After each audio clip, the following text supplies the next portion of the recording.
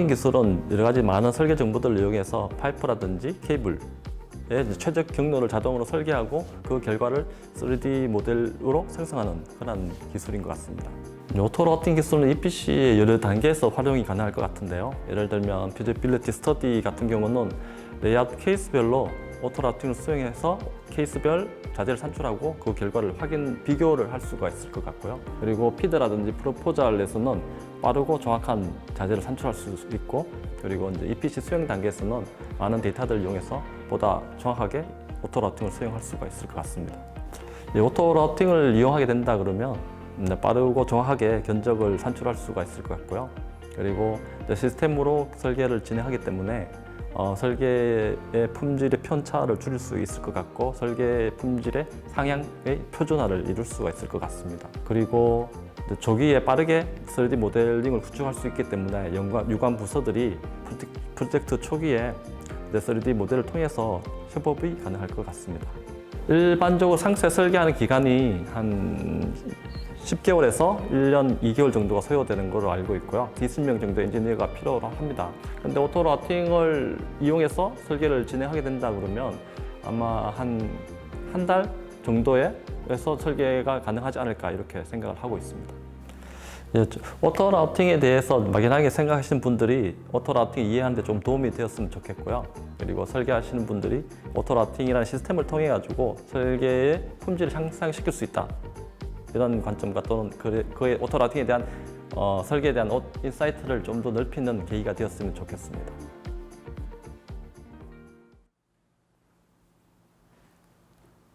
안녕하십니까. 이번 세션의 주제 3D 오토 라우팅 발표를 맡은 더프덕의 백금영입니다.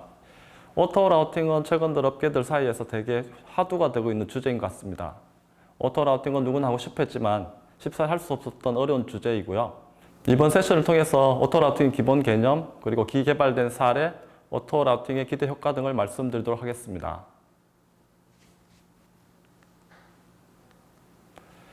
앞서 말씀드린 것처럼 저희도 이번 세션에서 오토 라우팅 속의 기본 개념, 기술 개발, 그리고 활용 방안 및 기대 효과 순으로 말씀드리도록 하겠습니다. 지금 보고 계신 화면은 플랜트의 전경인데요. 보시면 기기라든지 장치가 배치되어 있고, 그리고 도로들이 깔려 있습니다. 그리고 스트럭처라든지 파이프 랙들이 설치가 되어 있는데요. 자세히 보시면 많은 파이프 라인들이 설치가 되어 있습니다. 그 파이프 라인들에는 유체들이 흐르고 있고, 이제 이렇게 해서 오토 라우팅이라는 개념은 이러한 수많은 파이프라든지 그리고 케이블을 최적의 경로를 자동으로 설계하고 그 결과를 3D 모델링으로 생성하는 시스템이 되겠습니다. 이런 오토 라우팅을 하나의 버튼으로 오토 라우팅 수행할 수 있으면 되게 좋겠지만, 오토 라우팅을 수행하기 위해서는 많은 입력 데이터들이 필요합니다. 플랜트 레이아웃 드로잉에서는 장치라든지 큐먼트의 위치 정보, 그리고 로드의 위치 정보, 그리고 파이프 렉이라든지 스트럭처의 정보들이 필요하고요. P&ID에서는 오토 라우팅의 가장 중요한 라인에 대한 정보들을 추출할 수가 있습니다. 라인의 프롬프트, 그리고 라인의 토폴로지. 이 토폴로지는 어떤 라인에 어떤 컴포넌트들이 어떤 순서대로 배치되어 있는지 또는 연결되어 있는지 이러한 정보들을 나타내는 것이고요. 이러한 이제 토폴로지 정보가 추후에 오토 라우팅 개발할 때 중요한 정보들이 되고 있습니다. 그리고 이제 마인의 온도라든지 운전 이런 조건들도 필요하게 됩니다. 그리고 밑에 하단에 보시는 엔지니어링 드로잉에서는 기계라든지 장치의 사이즈라든지 높이, 어떤 스펙들이 필요하고요. 그리고 노즐에 대한 정보들을 엔지니어링 데이터에서 추출할 수가 있습니다. 이러한 정보들과 더불어 머티리얼 스펙이라든지 그리고 브랜치 테이블, 그리고 디자인 인스트럭션 같은 정보들을 통하여 최종적으로 오토 라우팅을 수행할 수가 있습니다. 이번 장에서는 오토 라우팅의 기본 개념을 내비게이션을 비유해서 말씀드리도록 하겠습니다.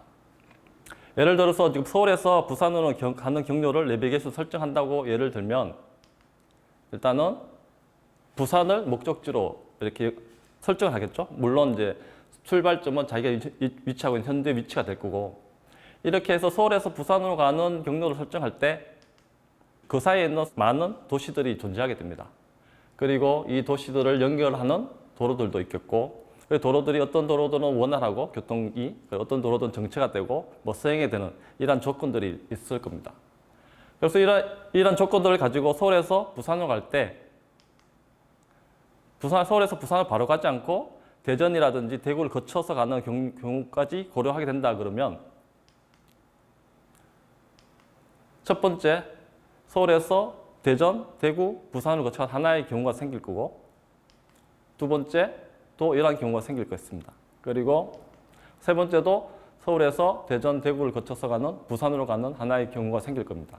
그렇기 때문에 이러한 세 가지의 경우가 생기게 되는데 그렇게 되면 어떠한 경로가 최적의 경로가 되는지 사용자가 예를 들면 최소 시간을 설정한다든지 최단 거리를 설정한다든지 최소 비용을 설정하기에 따라서 최적의 경로는 바뀌게 될 것이고 거기에 사용자 옵션에 맞게 최적의 경로를 설정하게 될 것입니다. 이와 같이 내비게이션은 저희들 일상생활에서 없어서는 안 되는 필수한 시스템이 되었습니다. 하지만 오토라우팅은 이러한 내비게이션보다 훨씬 더 복잡하고 이 오토라우팅을 수행하기 위해서는 수많은 입력 데이터와 수많은 알고리즘들이 필요로 하게 됩니다. 물론 앞서 말씀드린 내비게이션은 2D였지만 오토라우팅은 3D 개념까지 포함을 하게 됩니다. 이렇게 해서 오토라우팅은 되게 어려운 주제이지만 앞서 말씀드린 내비게이션처럼 곧 없어서는 안 되는 필수한 시스템이 될 것이라고 생각합니다. 제가 말씀드린 것처럼 3D 오토라우팅은 클라이언트 요구사항이라든지 프로젝트의 특성 그리고 디자인 인스트럭션 등을 고려하여 파이프라든지 또는 케이블의 최적 경로를 자동으로 설계하는 그리고 그 결과를 3D 모델링으로 생성하는 시스템이 되겠습니다.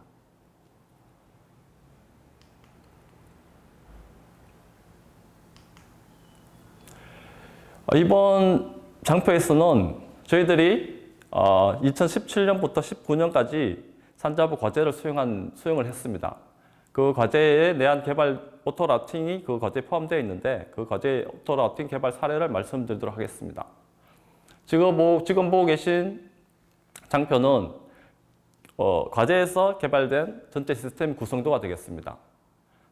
앞쪽에 있는 HMB 그리고 시뮬레이션 데이터, BDD 데이터 등을 읽어드려서 인텔리전트 PFD 시스템에서 PFD 드로잉을 작성하게 됩니다. 이렇게 작성된 PFD 드로잉은 하이드롤릭 캘큘레이션을 수행하기 위해서 자동으로 변환을 할 수가 있고 하이드롤릭 캘큘레이션에서는 다시 한번 처음부터 하이드롤릭 캘큘레이션 도면을 작성을 할 수가 있습니다. 이렇게 계산된 하이드롤릭 캘큘레이션 결과물들은 예를 들면 파이프 사이즈라든지 프레셔 드랍 등은 다시 한번 인텔리전트 PFD 도면에 반영이 되고 이러한 설계 정보들은 다시 한번 인텔리전트 PNID로 연계가 됩니다. 이번에 소개해드릴 인텔리전트 PNID, 즉 저희들은 ID2라고 이름을 지었는데요. 이런 인텔리전트 PNID 도면은 인텔리전트 PFD에서 설계 정보를 받아올 수도 있지만 PFD라든지 스캔된 PNID 도면 그리고 오토캐드의 도면들을 인식을 할 수가 있습니다. 이렇게 해서 인식된 데이터들은 다시 한번 인텔리전트 PNID 시스템의 인텔리전트 품질 체크 기능을 통해 가지고 인식한 정보들의 품질을 확인하게 되고 이렇게 확인된 설계 정보들은 다시 한번 상용 인텔리전트 PNID 변환 툴을 이용해서 상용 인텔리전트 PNID로 변환을 하게 됩니다. 최종적으로 변환된 상용 인텔리전트 PNID 도면은 다시 한번 상용 인텔리전트 PNID 퀄리티 컨트롤 체크를 통해서 변환된 상용 PNID의 품질을 체크하게 됩니다. 그리고 인텔리전트 PNID 시스템에서는 인식된 설계 정보들을 다양한 형식의 리포트를 생성할 수가 있습니다. 라인 리스트라든지 밸브 리스트, 인스트루먼트 리스트 등의 사용자들이 원하는 다양한 리포트를 생성할 수가 있습니다. 그리고 이번 주제의 핵심 주제인 오토라우팅에 관해서는 인텔리전트 PNID에서 나온 라인 데이터, 그리고 이큐먼트 데이터, 스트럭처 데이터, 레이아웃, 도면들을 이용해서 오토라우팅을 수행하게 될 건데요. 이큐먼트 데이터라든지 스트럭처 데이터 등은 오토라우팅 자체에서 3D 형상을 구현하게 될 거고 그리고 라인 데이터의 from to 정보들을 이용해서 오토라우팅을 수행하게 됩니다.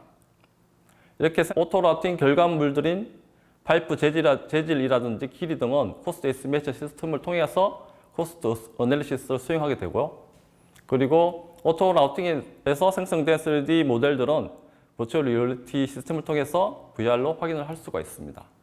제가 지금 말씀드린 부분은 전체 과제에서의 전체 시스템 내용들이고 이번 주제에서는 인텔리전트 PNID와 연결된 오토 라우팅에 대해서 말씀드리도록 하겠습니다.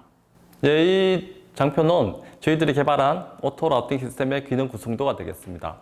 왼쪽에 보시면 인풋으로 PNID 도면 정보, 그리고 라인 데이터, 케이블 오토 라우팅을 위해서는 케이블 리스트가 필요할 겁니다. 그리고 이큐먼트, 스트럭처 데이터, 레이아웃, 드로잉 정보들이 필요합니다. 이러한 입력들을 받아서 여러 가지 오토 라우팅을 하기 위해서 여러 가지 많은 룰들이 필요한데 룰 매니저를 통해서 룰들을 한번 설정을 하게 되고요. 그리고 실제적으로 3D 오토 라우팅을 먼저 수행하기 전에 2D로 한번 러프하게 오토 라우팅을 수행하게 됩니다. 그래서 어떤 지역에 많은 파이프라인이 설치가 되고 이런 정보들을 사전에 파악한 후에 그 부분에 파이프렉을 더 설치한다든지 폭을 넓히다든지 하는 기본적인 다시 3D 모델링 수정 작업을 하게 되고 그 다음으로 해서 실제적으로 3D로 파이널 라우팅을 수행하게 됩니다. 이렇게 수행된 최종적인 모델들은 3D 모델 익스포트를 통해 가지고 VR로 본다든지 아니면 상용 현업에서 많이 사용하고 있는 상용 3D 모델 시스템인 E3D 그리고 S3D로 익스포트를 할 수가 있습니다. 그리고 이제 파이핑 모델이 생성되었기 때문에 이 파이핑 모델을 이용해서 BM이나 BQ 리포트를 생성할 수가 있고 다양한 드로잉을 생성할 수가 있습니다. 하단에 보시는 VR 리얼리티 시스템 구성도인데요. 앞서 오토 라우팅에서 나온 3D 형상들을 VR의 3D 오브젝트 임포트를 통해 가지고 그리고 약간의 컨피그레이션 조정을 통해 가지고 HMD 헤드셋 HTC 바이브라든지 HMD 디스플레이를 통해 가서 최종적인 오토 라우팅에서 생성된 3D 모델들을 확인할 수가 있습니다. 예, 지금은 이제 저희들이 개발한 오토 라우팅 시스템의 동영상을 잠깐 보도록 하겠습니다.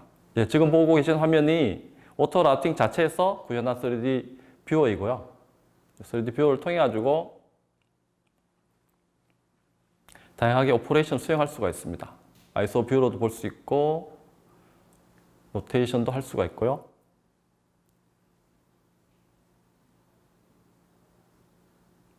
그리고 왼쪽 트리에는 생성된 3D 데이터들의 정보들이 확인할 수가 있습니다. 그래서 트리 뷰를 클릭했을 때 그래픽 뷰와 연동이 되는 걸 확인할 수가 있습니다. 또한 모델링들은 이큐먼트 모델링들은 오토 라우팅 시스템에서 자체적으로 생성을 할 수가 있습니다. 기존의 스탠다드 모델을 통해서 파라메트릭한 정보들을 입력하게 된다 그러면 그 파라메트릭 정보들을 이용해서 3D 모델을 생성할 수가 있고요.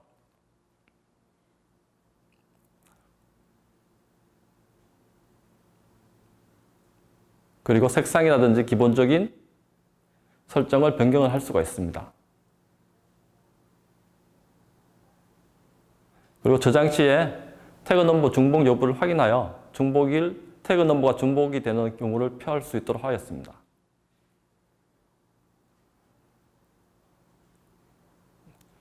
이렇게 세이브를 누르면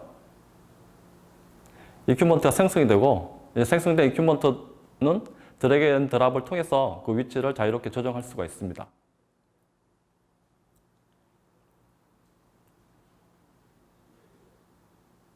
네. 이제 오토 라우팅을 진행하게 될 건데요. 일단은 시스템에서 임포트한 라인 리스트들을 오토 라우팅에 사용할 라인 리스트를 선택을 할 수가 있습니다. 이번 동영상에서는 임포트한 모든 라인 리스트를 선택을 하였고요. 그리고 오토 라우팅을 수행하기 전에 어떠한 라인들을 먼저 오토 라우팅 할지 우선순위를 한번 설정해주게 됩니다. 예를 들면 재질이 비싸고 사이즈가 큰 라인들을 우선순위를 두는 게 오토 라우팅의 비용을 절감할 수 있는 경우가 될 거고요. 이렇게 우선순위를 정하고 나서 오토 라우팅 버튼을 누르게 되면 자동으로 파이프 설계가 진행이 됩니다. 최종적으로 이제 생성된 파이프들을 확인할 수가 있고요.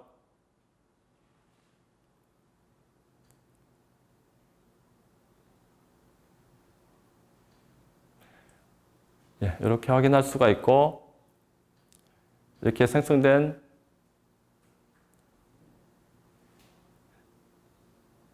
3D 모델 정보들은 VR을 통해서 그 결과물들을 확인할 수가 있습니다. 예, 지금까지는 저희들이 구축한 사례를 말씀드렸고, 이거는 피드용으로 저희들이 개발했기 때문에 실제 상세 설계용으로 오토 라우팅 시스템을 개발하게 된다 그러면 많은 룰들과 알고리즘들이 필요하게 됩니다. 예를 들면 프로젝트 분석 로딩 알고리즘 같은 경우에는 어떠한 알고리즘이 최적인지 오토 라우팅에 적용된 알고리즘을 선정하는 부분과 그리고 사업 요구사항 분석, 그리고 기존에 수행했던 어떤 레슨스 런들을 로딩하는 이런 알고리즘들이 필요할 것 같고요. 데이터 연계 쪽에서는 오토 라우팅에서 다시 한번 3D 모델을 하는 것보다는 3D 모델 시스템에서 생성된 3D 모델들을 임포트해서 사용하는 게 더 효율적이기 때문에 헥사곤이라든지 아베바의 3D 모델을 임포트하는 이런 알고리즘들이 필요할 것 같고요. 그리고 PNID와의 정보들을 가져오기 위한 PNID 연계 알고리즘이 필요할 것 같습니다.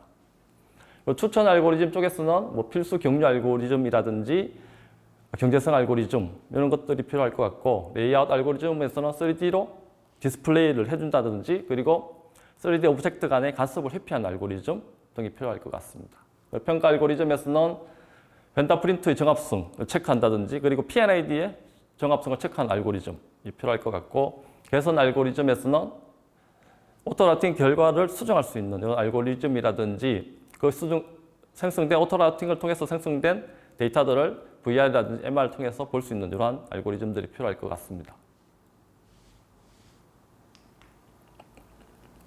앞서 말씀드린 내용 중에서 데이터 연계 알고리즘 쪽에 PNID 연계하는 알고리즘이 있는데, 이 부분들은 저희들이 개발한 ID2라는 시스템을 통해서 어떻게 PNID에서 오토 라우팅에 필요한 정보들을 추출할 수 있는지를 말씀드리도록 하겠습니다.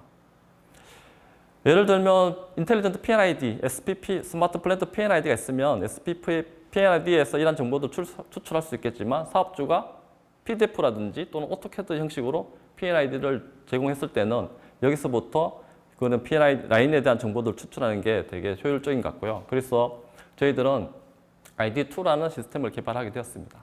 ID2는 지금 보고 계시는 기능 구성도에서 왼쪽에 보시면 오토캐드라든지 스캔드 PDF 그리고 하드카피 이미지에 이미지로 된 PNID 정보들을 인식해서 설계 정보를 추출하게 되는데요. 인식 대상은 심볼, 즉 PNID 상에서의 밸브라든지 이퀴먼트 같은 심볼들과 그리고 텍스트, 라인 등을 인식하게 됩니다.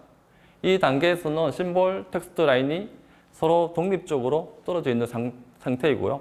이 심볼, 텍스트, 라인이 인식되고 난 후에 각각의 심볼 라인 간의 연계, 그리고 심볼 속성 간의 연결을 진행하게 됩니다. 예를 들면 라인은 심볼하고 라인의 커넥션을 연결해서 심볼이 움직이면 라인도 따라 움직일 수 있게 이렇게 해주고, 그리고 이퀴먼트면 이퀴먼트 넘버, 태그 넘버 연결을 시켜주고, 라인과 또 라인 넘버 연결을 시켜주는 이런 설계 정보들을 연계하는 이런 과정을 거치게 됩니다. 여기서 또 중요한 설계 정보 연계된 후에 여기서 중요한 우리가 말씀드린 토폴로지, 라인의 토폴로지를 구성하게 되는데요. 그 라인들의 어떠한 컴포넌트들이 어떤 순서대로 연결되어 있는지 그런 토폴로지를 구성을 하게 되고요. 그 토폴로지를 구성한 후에 이런 생성된 모든 설계 정보들은 ID2의 퀄리티 컨트롤 체크 기능을 통해서 데이터를 검증하게 됩니다. 이렇게 검증된 데이터들은 중간 파일로 생성되고 최종적으로는 상용 PNID 시스템, 많이 쓰시는 SP 플랜트 PNID, 그리고 아베바 PNID, 덱스피 포맷으로 변환이 됩니다. 또 ID2에서는 설계 정보들을 인식했기 때문에 인식한 정보들을 대상으로 해서 라인 리스트라든지 밸브 리스트, 인스트루먼트 리스트 생성할 수가 있습니다.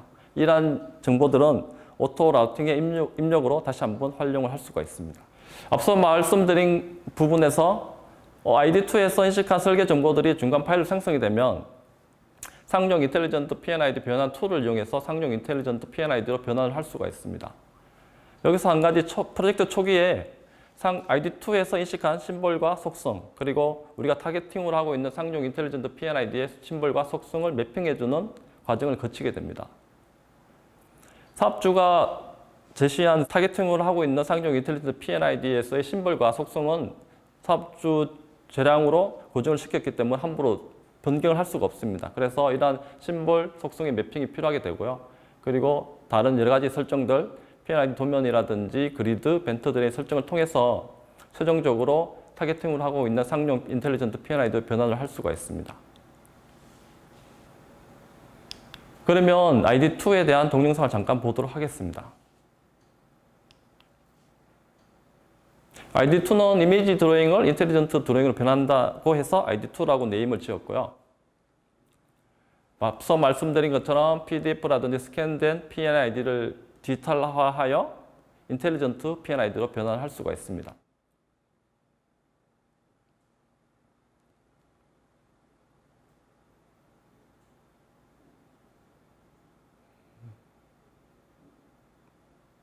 이렇게 ID2를 통해서 변환된 데이터들은 업체 상황에 맞게 다양하게 활용이 가능합니다.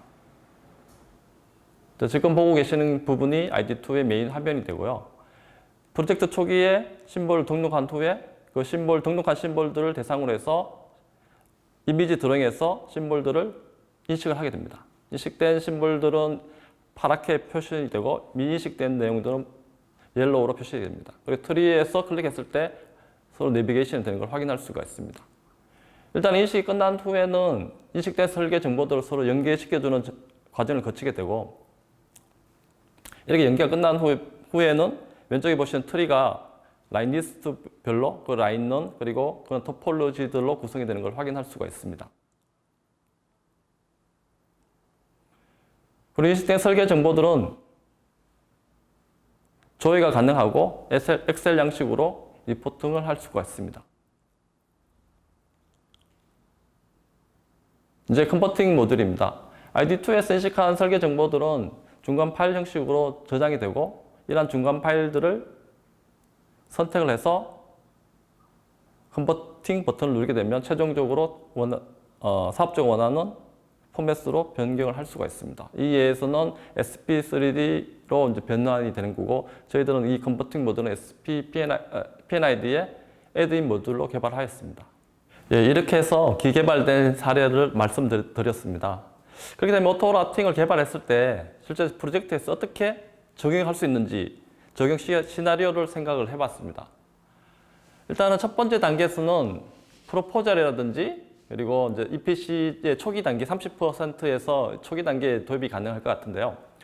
이 단계에서는 오토라우팅을 수행한 후에 3D 모델은 자동으로 생성을 합니다. 그리고 이 자동으로 생성된 모델들은 S3D라든지 E3D로 자동으로 변환을 할 수가 있을 것 같고요. 그리고 당연히 그 파일 배관, 생성된 배관에 대한 BOM 산출 및 3D 리뷰에 대한 검증을 할 수가 있을 것 같습니다. 그리고 오토라우팅 시스템에서 3D 모델들을 디스플레이를 해줘야 되기 때문에 3D 경량화 기술도 필요할 것 같습니다. 그리고 두 번째 단계, 고도화 단계에서는 EPC에서 한 60에서 90%의 단계라고 볼 수 있는데요. 이 단계에서는 어느 정도 3D 모델링이 진행이 되었기 때문에 기존 오토라우팅에서 3D 모델을 새로 생성하는 게 아니라 그 모델링된 3D 모델들을 임포트하여 오토라우팅에 이용하는 이러한 방향으로 생각할 수가 있겠습니다. 그렇게 되면 3D 모델링 시스템과 밀접하게 연결이 되고 벤더 프린트라든지 라인 리스트, PNID 등의 설계 데이터와도 연결할 수 있어 다양하게 많은 입력 데이터들을 확보를 할 수가 있습니다. 이렇게 하면 되게 정밀하게 정확한 오토라우팅을 수행할 수가 있게 되고요. 그렇게 되면 컴퓨팅 파워들이 많이 필요할 것 같아서 클라우드 시스템으로의 전환도 필요할 것 같습니다. 네, 활용 방안 및 기대 효과입니다. 일반적으로 기본 설계에서 PNID를 작성하고 또 플랜을 작성하고 그 이후에 상세 설계에서는 3D 모델링을 위한 루팅 스터디 도면을 작성하게 됩니다. 프로젝트당 평균 한 300장 정도의 루팅 스터디 도면을 작성하는 걸로 알고 있고요. 이걸 하고 난 후에 3D 모델링을 작성하게 됩니다. 그런데 제일 좋은 경우는 기본 설계가 다 끝나고 난 후에 상세 설계가 진행하면 되게 좋은데 실제적으로 프로젝트의 기간상 그렇게 되지를 못하고 기본 설계 진행 도중에 상세 설계를 진행하게 됩니다. 이렇게 되면 기본 설계와 상세 설계가 서로 겹쳐주는 구간이 발생하게 되고요. 그리고 필연적으로 이 구간상에 리비전이 발생하게 됩니다. 기본 설계, 상세 설계는 진행하고 있는데 앞단에 선행 부서인 기본 설계가 바뀌어 버리면 리비전이 발생하게 되고, 이러한 리비전은 설계의 오류를 발생하게 되고, 그러면 최종적으로 설계의 품질을 저하시킬 수가 있습니다. 이 이제 상세 설계 쪽에서의 오토 라우팅을 도입하게 된다면 자동 설계 및 3D 모델이 자동으로 생성되기 때문에 프로포잘 수행 시에는 1, 2주 내에 BOM 및 이제 3D 모델을 생성할 수 있을 것 같고요. EPC 수행에서는 앞서 말씀드린 것처럼 설계하는 기간을 많이 줄일 수 있기 때문에 엔지니어들이 기본 설계에 좀 더 충실히 할 수 있습니다. 이렇게 되면 결과적으로 기본 설계와 상세 설계가 서로 병행하고 있는 구간이 많이 줄게 되어 리비전도 많이 줄게 되고, 그러면 설계의 변경이 감소를 할 수가 있습니다.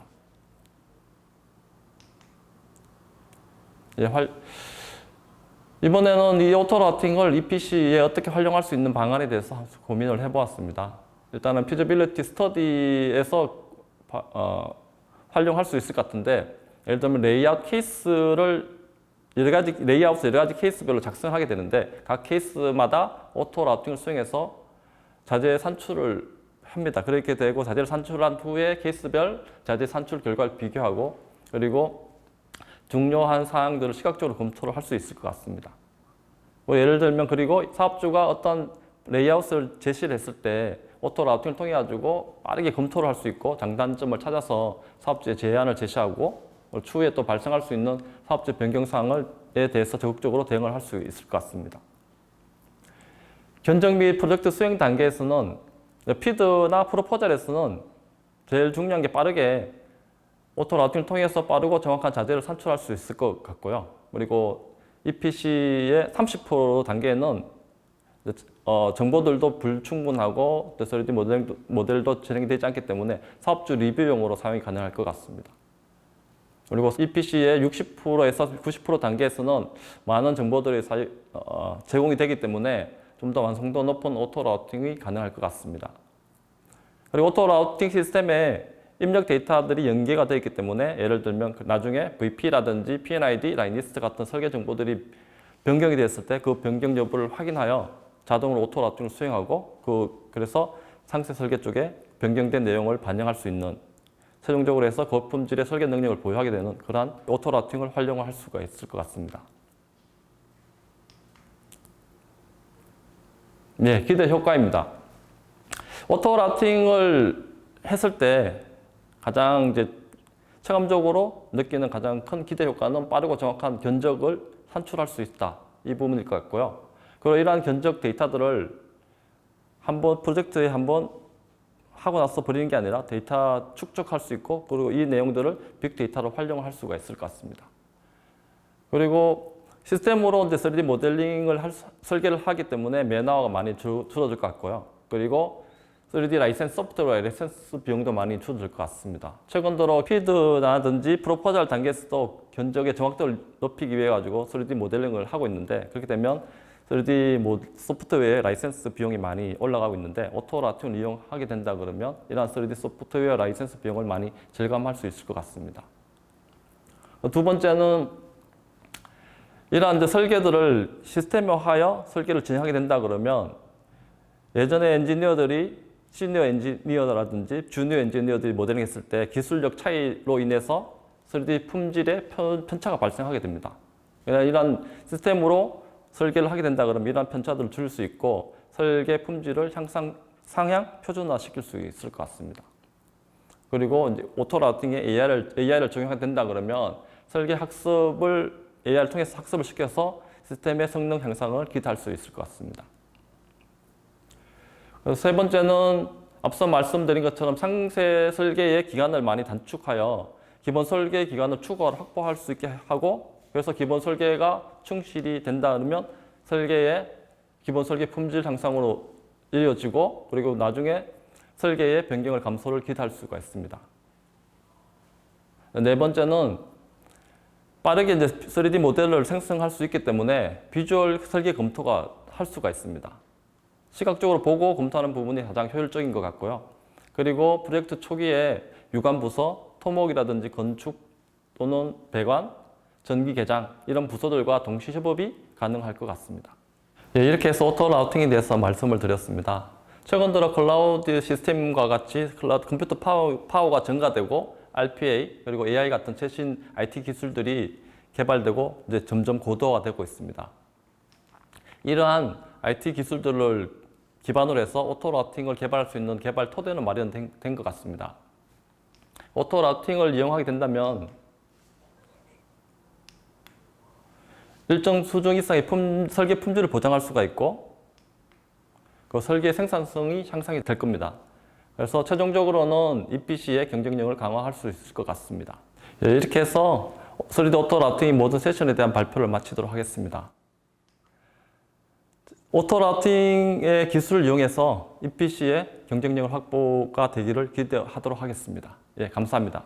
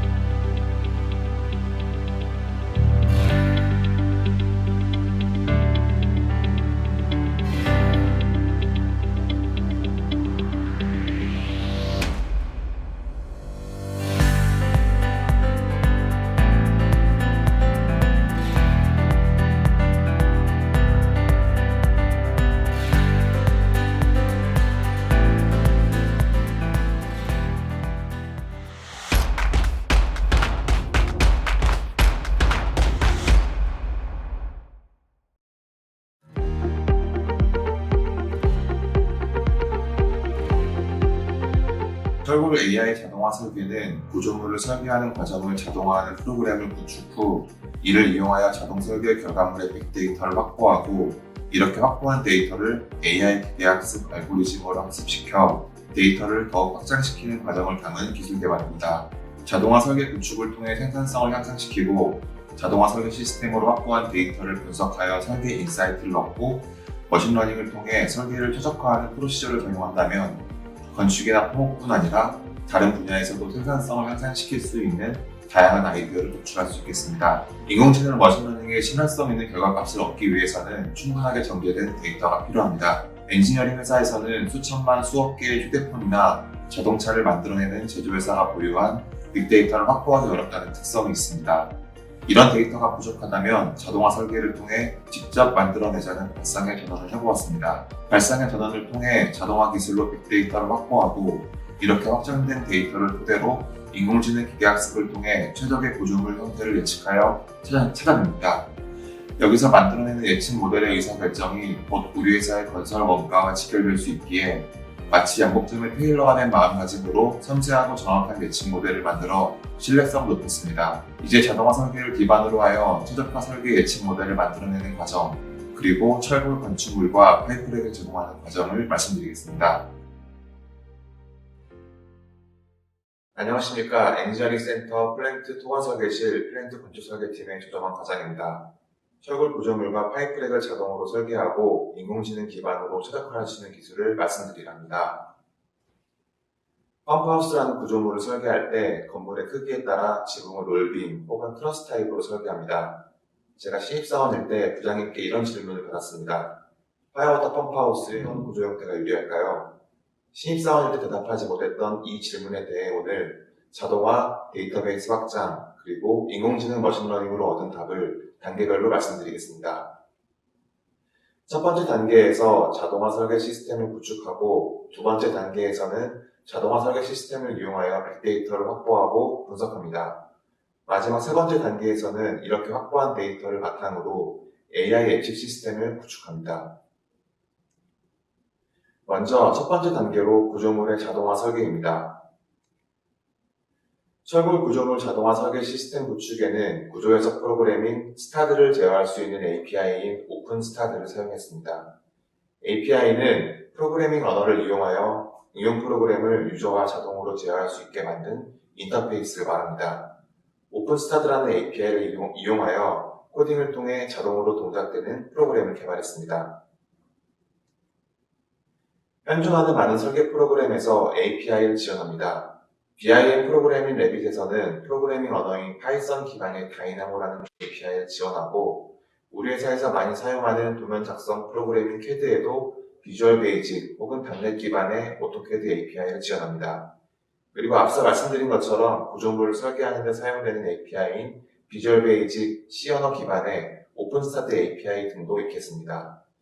이 외에도 배관 설계나 혹은 다른 분야의 구조물 설계에 사용되는 프로그램마다 API를 지원하는 경우가 많이 있습니다.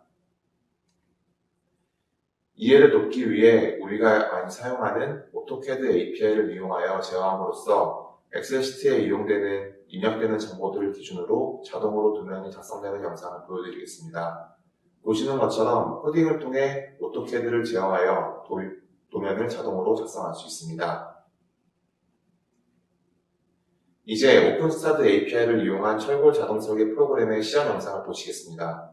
구조 해석 프로그램에 오른쪽에 보시는 것처럼 제가 직접 코딩한 수천 수만 줄의 명령어를 API를 통해 송출함으로써 모델링을 자동으로 작성할 뿐만 아니라 이를 해석하고 불의 사이즈 및 물량, 리포트와 3D 모델링까지 출력할 수 있게 합니다. 이는 사람이 반나절이나 한나절이 걸려서 진행한 구조물의 설계를 코딩을 통해 자동화하여 수초 혹은 분 단위에 끝내는 것이 가능한 API를 통한 자동화 설계입니다. 건축 구조물의 설계뿐만 아니라 파이프렉 구조 설계에도 API를 이용한 자동화 설계 시스템을 구축하고자 하고 있습니다.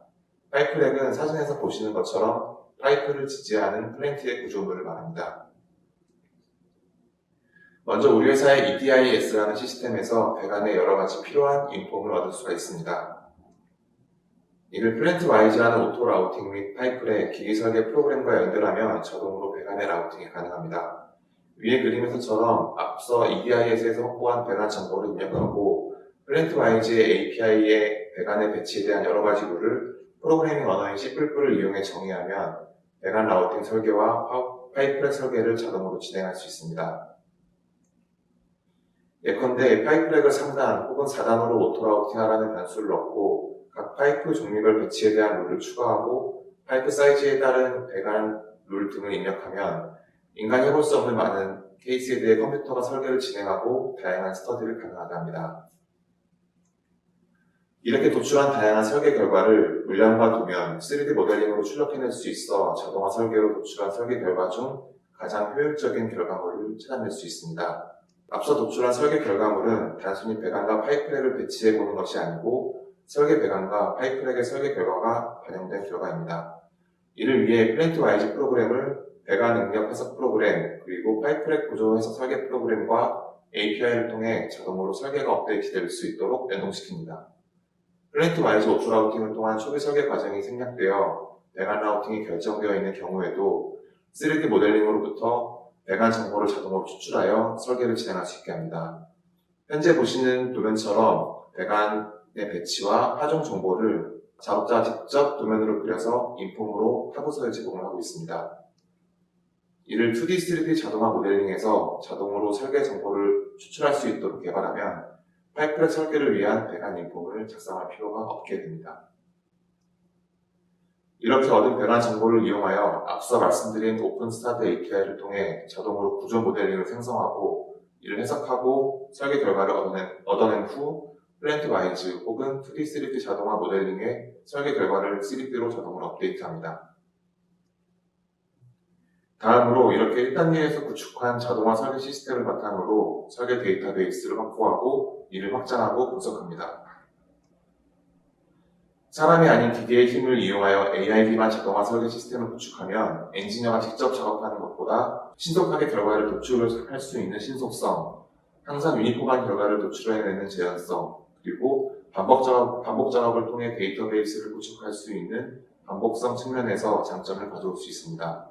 앞서 1단계에서 구축한 자동화 설계 시스템을 여러 가지 조건으로 반복 작업시켜 철골 구조물의 데이터베이스를 확보하는 시연 영상을 보시겠습니다. 영상에서 보시는 것처럼 자동화 프로그램으로 2주 동안 1680개 건물의 자동 설계 결과 데이터를 자동으로 확보했습니다. 이와 마찬가지로 파이프렉 자동화 설계 구축 후에는 그림에서 보시는 배관과 파이프렉의 다양한 설계 조건 결과를 데이터베이스화할 수 있겠습니다. 데이터베이스를 구축한 이후에는 철골 구조물의 건물별 혹은 파이프렉의 실제 실시 설계 데이터와 비교하여 적정 물량을 유추하고 입찰 데이터에 활용하거나 베리데이션 검토에 활용할 수 있습니다.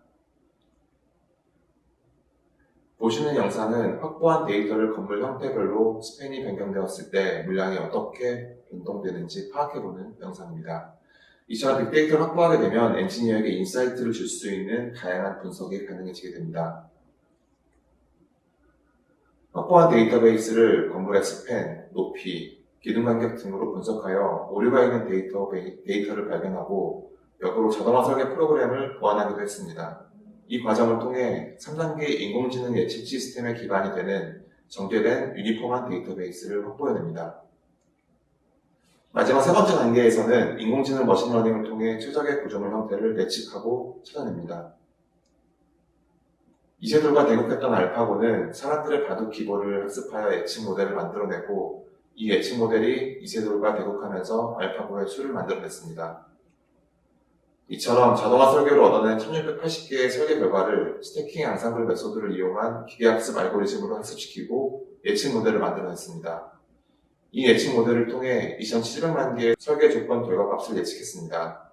이는 우리가 설계해본 적이 없는 2700만 개의 설계 성과품을 확보했다는 것을 의미합니다. 스태킹 앙상블 메소드는 하나의 머신러닝 알고리즘을 사용하는 것이 아닌 4개의 머신러닝 알고리즘으로 각각 설계 결과 값을 예측하고 이 예측 결과 값을 쌓아 올린 후 한 번 더 머신러닝 알고리즘으로 설계 결과 값을 예측하는 방법입니다. 머신러닝 신뢰성을 평가하는 MA, RMSE, R-스퀘어드의 세 가지 평가 지표를 통해 분석해 보았을 때 단위 머신러닝을 사용했을 때보다 위에 보시는 4개의 머신러닝 알고리즘으로 동시에 설계 결과값을 예측한 후에 마지막으로 이를 한 번 더 예측하는 방법이 훨씬 더 높은 신뢰성을 보였습니다. 이제 철골 AI 자동화 설계 프로그램의 설계 조건을 입력한 뒤 레커멘드 버튼을 누르면 2,700만 개의 데이터베이스에서 물량 측면에서 가장 적합한 구조 형태를 찾아줍니다. 그리고 기둥 간격과 베이의 숫자까지 추천해줍니다. 이제 엔지니어는 본인의 경험이나 감에 의지하는 것이 아니고 현재 엔지니어링의 프랙티스를 녹여낸 2,700만 개의 데이터베이스로부터 예측되는 물량과 구조의 형태를 결정할 수 있습니다. 이제는 제가 신입사원일 때 대답하지 못했던 부장님의 질문에 대해 이와 같이 대답할 수 있을 것입니다. 부장님, 해당 건물 조건에서 11.2m부터 트러스 구조가 물량이 더 적습니다. 20.1m부터 트러스 구조 물량이 30% 더 적게 나오므로 27m인 이 건물은 트러스 구조가 더 유리하겠습니다. 데이터베이스 확보 후 예측 모델을 구축한 이후에는 엔지니어가 물리적 한계로 고려하기 어려운 배관 라우팅과 파이프렉 설계의 최적화 부분에 적용합니다. 파이프와 파이프렉의 물량 기준으로 단과 배치를 결정하고 파이프렉의 엘리베이션, 위드스, 스팬, 형태 등의 의사결정에도 적용할 수 있습니다. 또한 우리 회사의 설계 지침을 경험적 판단이 아닌 데이터베이스 기반으로 확립할 수 있습니다. 파이프렉 설계에 적용할 기계학습 알고리즘은 철골 구조물 AI 자동화 설계에 적용한 스태킹 안상블 메소드 외에도 딥러닝 기술의 적용을 검토하여 배관 및 파이프렉 설계 예측 시스템의 성능을 향상시키고자 합니다. 엔지니어링 섹터에서는 데이터 분석에 파워 BI 툴을 사용하고 있습니다. 왼쪽에서 보시는 화면이 파워 BI를 통해 실행과 입찰 물량을 분석하는 과정입니다. 이를 통해 데이터를 분석, 정제하고 시각화할 수 있습니다. 또한 이는 프로그래밍 언어인 파이썬 플랫폼과 연동되어 여러 기계학습 모델을 교차 검증할 수 있는 기술인 AutoML의 라이브러리인 T팟이나 H2O를 적용할 수 있습니다. 앞서 말씀드린 파이프렉 최적화의 개발 요소마다 가장 효율적인 기계학습 모델을 선정하여 적용할 예정입니다. 이상입니다. 경청해 주셔서 감사합니다.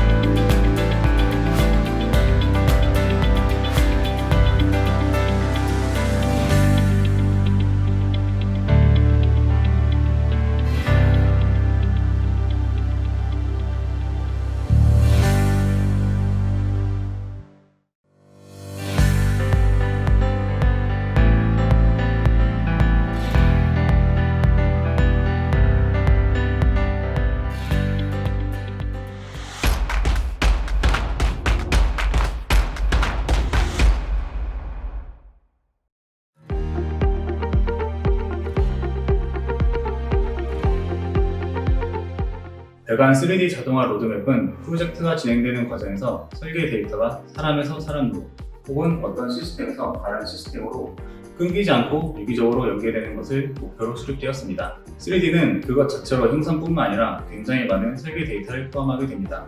자동화란 그 데이터가 여러 가지 업무의 진행 과정에서 끊기지 않고 연속성을 유지해주는 기술이라 볼 수 있습니다. 그래서 배관 설계팀에서는 그 연속성이 끊어지는 부분을 찾고 자동화를 통해 보다 신속하고 정확하게 의사결정이 진행되도록 3D 자동화 로드맵을 진행해 나갈 예정입니다. 이 발표를 들으시고 여러분도 본인의 업무에서 어떤 데이터의 플로우가 있고 그 흐름이 끊어지는 지점이 있는지 혹시 있다면 어떻게 해결해 나갈지 같이 생각해보는 시간이 되었으면 합니다. 네, 안녕하세요. 엔지니어링 센터 플랜트 배관 설계팀 차민서입니다. 이번 세션의 주제는 배관 3D 자동화 로드맵입니다. 오늘 발표는 먼저 3D 자동화란 무엇인가에 대해 알아보고 배관 3D 자동화 로드맵에 대해 설명드리도록 하겠습니다. 그리고 마지막으로 배관 3D 자동화 로드맵에 포함되어 있는 주요 개발 항목들에 대해 설명드리도록 하겠습니다. 그럼 첫 번째 3D 자동화에 대해 알아보도록 하겠습니다. 이 3D 자동화라는 것은 무엇일까요? 먼저 그동안 배관팀에서 일하는 모습이 어떻게 바뀌었는지 알아볼 필요가 있습니다. 제가 입사하기 전, 그러니까 지금의 부장님들이 저처럼 대리나 사원일 때 아마 이런 모습이었을 겁니다. 수작업으로 도면을 그리다 보니 단순히 라인을 옆으로 미는 것만으로도 기존의 라인을 지우고 새로 그려야 했습니다. 이렇게 기존의 설계 데이터를 재가공 및 활용이 불가하였기 때문에 설계 변경에 굉장히 많은 시간이 걸렸습니다. 그러다가 오토캐드를 사용하게 되면서 라인을 옆으로 옮기고 여러 개를 복사해서 사용하는 것이 단 몇 초 만에 끝날 수 있게 되었습니다. 이럴 수 있는 이유는 오토캐드라는 프로그램에 설계 데이터가 저장되고 그 데이터를 사용자가 재가공하고 활용할 수 있게 해주기 때문입니다. 설계 데이터의 연속성 확보를 통해 획기적인 업무 효율성 증대를 가져오게 되었습니다. 그렇게 획기적으로 발전한 2D CAD에서 우리는 왜 지금 3D 중심 설계로 나아가고 있을까요? 이는 매뉴얼 드래프팅에서 2D CAD로 넘어갔던 것과 같은 이유입니다. 바로 데이터의 연속성 유지가 요구하기 때문이죠. 3D로 눈에 보이는 형상 외에 그 안에 설계와 관련된 수많은 정보들이 포함되어 있고 사용자는 그 데이터를 유기적으로 사용할 수 있습니다. 자, 여기 배관 라인이 하나 있습니다. 이 배관 라인에는 라인 컨디션부터 파이핑, 머티리얼 스펙, 벤더 데이터 등 수많은 데이터가 입력됩니다. 그리고 그 정보가 프로젝트가 진행되는 과정에서 쌓이고 전개되고 아이소와 파이핑 플랜 드로잉 같은 성가품들이 생성되게 됩니다. 즉, 이 3D 모델이란 형태와 함께 설계 데이터를 포함하고 있는 일종의 눈에 보이는 데이터 웨어하우스라고 말할 수 있습니다. 이로써 3D 모델에 쌓이고 관리되는 데이터는 설계 담당자가 의사결정을 할 수 있는 도구로 활용되게 됩니다. 그렇다면 여기서 자동화란 것은 3D 모델과 연결된 타 시스템 혹은 타 업무와의 연결고리 역할을 하게 됩니다. 설계 데이터가 흐르는 과정에서 단절된 부분이 발생하게 되고 그 간극을 메우기에 매너가 투입되게 됩니다. 자동화란 이 간극을 사람이 아닌 프로그램이 대신해서 더 정확하고 유연하게 설계 데이터가 흐르도록 도와주는 것을 말합니다. 따라서 3D 자동화란 설계 데이터 간의 연속성을 유지해주는 기술이라고 할 수 있습니다. 그래서 배관팀은 불필요한 매너가 투입되는 지점, 즉 이 설계 데이터가 끊어지는 지점을 찾고 그 부분이 개선될 수 있도록 배관 3D 자동화 로드맵을 수립하게 되었습니다. 그럼 이제 배관팀에서 진행 중인 3D 자동화 로드맵에 대해 알아보도록 하겠습니다. 배관팀에서 그동안 진행해왔던 3D 자동화 개발 항목은 보시는 바와 같이 시스템 인터페이스, 성가품, 모델링 이 세 가지로 구분할 수 있습니다. 그 안에는 레디스나 파이핑 플레인 드로잉 자동화, 피지컬 서포트 모델링 프로그래밍 등이 포함되어 있습니다. 이 기존의 개발 항목에 더불어 이번에 로드맵에 추가된 항목들은 다음과 같습니다. 먼저 시스템 인터페이스 측면에서 Sgen, S레포트, SPDF 뷰어 개발을 통해 3D 모델과 시절하는 능력 해석 프로그램의 연결을 자동화 진행 중입니다. 또한 아이소 리비전 관리 및 스팀 트레이싱 인덱스 자동화를 통해 성가품 관련 개발을 진행 중이고 3D 모델링 측면에서 티피컬한 배관 모델링에 대한 자동화를 계획 중에 있습니다. 이번 배관 3D 자동화 로드맵 수립 과정에서 기존과 가장 큰 변화는 새로운 카테고리가 생겼다는 것입니다. 그것은 바로 설계 영역입니다. 2D, 3D 자동화, 오토플로 플랜, 파이프 오토라팅 개발을 통해 직접적인 배관 설계 여기까지 자동화를 확대해 나갈 예정입니다. 자세한 개발 사항은 뒤에 설명드리도록 하겠습니다. 그렇다면 하나의 프로젝트가 진행되면서 각 단계별로 3D 자동화가 어떻게 진행되는지 알아보겠습니다. 먼저 인텔리전트 PI를 통해 프로세스 데이터를 받아옵니다. 이를 기반으로 2D 레이아웃을 진행하고 오토플로 플랜과 오토 라우팅의 도움을 받아 레이아웃을 확정합니다. 2D, 3D 자동화를 통해 이 2D 레이아웃을 3D 모델로 전환하고 펌프나 에어플러 같은 티피컬 모델은 자동화하여 진행합니다. 그 과정에서 응력 해석이 필요한 라인들은 Sgen, S레프트, SPDF 뷰를 통해 자동으로 데이터를 연계하고 응력 해석 결과를 3D와 비교하여 설계에 반영하게 됩니다.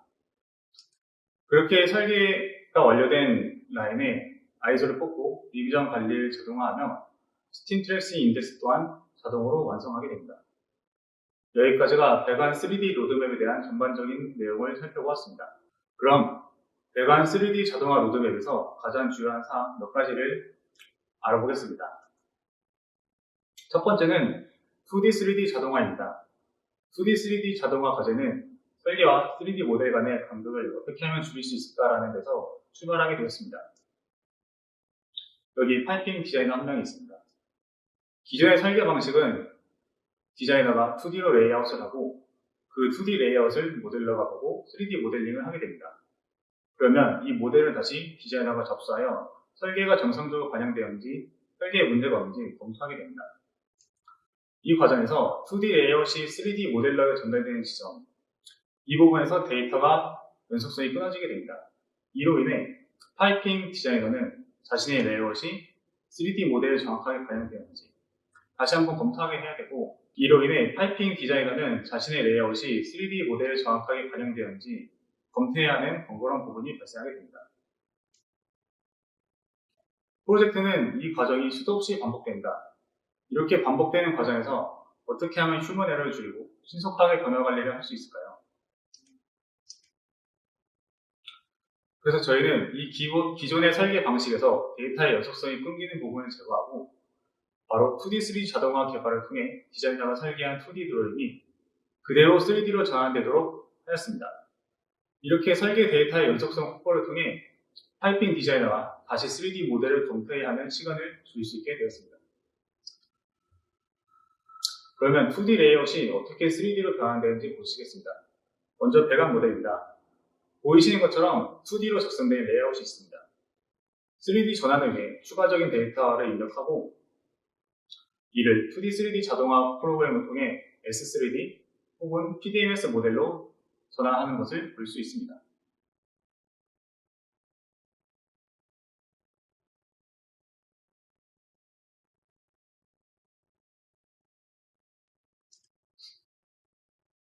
그리고 2D 레이아웃에는 배관만 있는 것이 아니기 때문에 토목이나 건축 모델로 자동화가 가능합니다.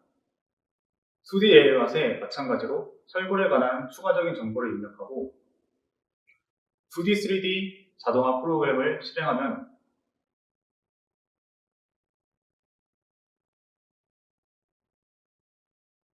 보시는 것과 같이 3D 모델로 전환되는 것을 확인할 수 있습니다.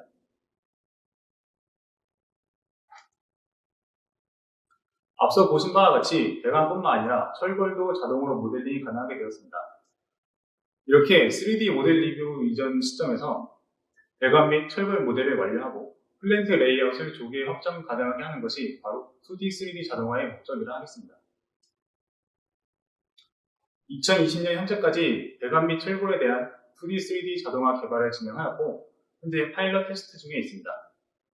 그리고 향후 21년까지 입찰 및 수행 사업에 적용하고 기계, 전기, 개장까지 적용 범위를 확대할 예정입니다. 그리고 현재 30% 리뷰 시점까지 사용 가능한 2D, 3D 자동화를 서포트 인품 및 기타 인품 자동화 기능을 추가해 30% 이후 프로그레스까지 사용 가능하도록 개발할 예정입니다. 그리고 마지막으로 다음으로 설명드릴 파이프 오토라팅과도 연계하여 사용할 수 있도록 계약하고 있습니다. 다음은 파이프 오토 라우팅입니다. 파이프 오토 라우팅은 전 세계적인 관심을 받는 분야이기도 하고 아직 완성되지 않은 미지의 영역이기도 합니다. 현 시점에서 배관팀은 AI나 머신러닝과 같은 기술로 제로베이스에서 파이프 라우팅을 완성하고 상세 설계에 적용하는 것은 아직 불가능하다고 판단했습니다. 그래서 이러한 인공지능 기술이 사람을 대신하는 것이 아닌 사람의 도와 설계를 좀 더 정확하고 신속하게 진행할 수 있도록 하는 것이 파이프 오토 라우팅의 개발 방향으로 설정했습니다. 그렇게 저희는 파이프 오토 라우팅 개발을 세 가지로 나눠 진행할 예정입니다. 그 세 가지는 플로 플랜 케이스 스터디, 오토 플로 플랜, 오토 라우팅 베리피케이션입니다. 먼저 첫 번째는 플로 플랜 케이스 스터디입니다. 이 플로 플랜의 퀄리티를 높이고 확정 시기를 앞당기기 위해 오토 라우팅에 도움을 받기로 했습니다. 유닛 담당자가 디자인 스터디를 해본 결과 다음과 같이 두 가지 안이 나왔습니다. 이 중에 어느 것이 더 합리적인 방안일까요? 설계 경험이 많고 노하우가 축적되신 분은 크게 고민할 필요가 없을 수도 있지만 저처럼 아직 많이 부족한 사람들한테는 굉장히 큰 고민거리입니다. 그래서 이 고민을 좀 더 정확하고 빠르게 해결할 수 있도록 오토 라우팅을 적용해 보겠습니다. 각 케이스에 대해 플로 플랜 내 기기간 이격거리, 디자인 베이시스 등 프로젝트 리퀘어먼트에 맞게 설계되었는지 검증을 하고 PFD 수준의 메인 라인과 Q&A 상의 일부 크리티컬 라인 대상으로 오토 라우팅을 진행합니다. 그 결과를 설계 담당자에게 케이스별로 배관 물량은 어떻게 되었고 프로젝트 리퀘어먼트는 어떻게 만족하였고 디자인 가이드는 잘 따라하는지에 대한 데이터를 제공함으로써 설계 담당자가 객관적이고 신속한 의사결정을 내릴 수 있도록 지원할 예정입니다. 두 번째는 오토 플로 플랜입니다. 이 단계에서는 앞서 말씀드린 케이스 스터디보다 한 발 더 나아갑니다. 1단계에서는 플로 플랜의 케이스를 만드는 과정을 설계 담당자가 직접 했다면 2단계 개발에서는 프로그램이 직접 플로 플랜 케이스를 만들어내는 것부터 리퀘어먼트를 검토하고 타이핑 BM을 산출하는 등의 일련의 과정을 직접 수행하도록 하는 것입니다. 이렇게 도출해낸 플로 플랜 케이스들에 대해 데이터가 산출되고 디자이너가 시공성, 경제성 등을 따져 플로 플랜을 선택할 수 있도록 하는 것입니다.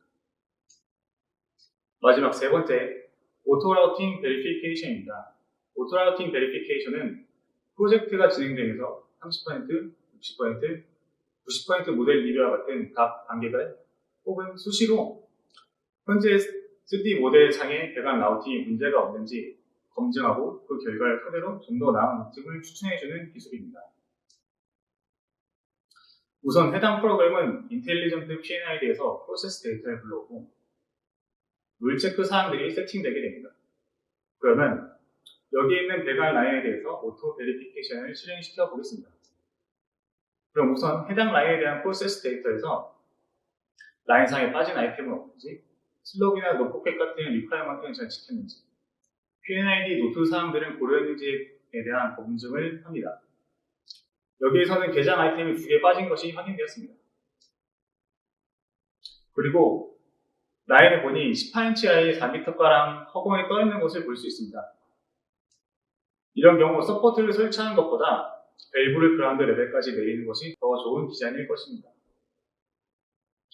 앞서 검토한 P&ID와 새롭게 추천받은 라우팅을 통해 다음과 같은 모습이 될 것입니다. 누락된 개장 아이템도 추가되고 라인이 그라운드 레벨로 내려와 서포트도 안정적이고 밸브 핸들이 사람이 조작할 수 있는 높이가 된 것을 확인할 수 있습니다. 보신 바와 같이 오토 라우팅은 설계 담당자를 대신하는 것이 아닌 의사결정에 도움을 주는 방향으로 개발이 진행될 예정입니다. 여기까지 해서 배관 3D 자동화 로드맵에 대한 발표가 모두 마무리되었습니다. 이번 발표를 들으신 여러분도 3D뿐만 아니라 본인의 업무에 어떤 데이터 플로우가 있고 그 단절된 지점을 찾아내서 해결하는 방법이 무엇인지 생각해보는 기회가 되었으면 합니다. 경청해주셔서 감사합니다.